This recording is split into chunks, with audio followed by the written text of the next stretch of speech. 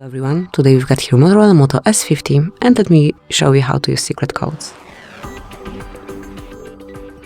At first open your phone gallery, then enter keypad, and now we can smoothly enter the codes. The first one is *##06#, and here we've got device information, so whenever you need to check serial or email number, just provide this code and it's displayed right in front of you within a couple of seconds. Tap on OK to exit. And another code that you can use is *##, ***5 And here you've got the calendar info.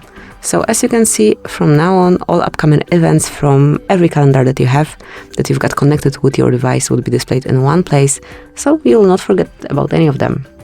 At least you will have the less chance to forget about them.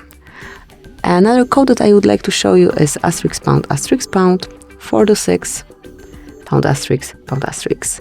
And here we've got FCM diagnostic mode. Now you can check events and status here. If you want to explore it a bit more, click on more icon and mark advanced view. And here you've got it. And actually, these are all codes that I wanted to share with you today. Thank you for watching. Please subscribe our channel and leave the thumbs up.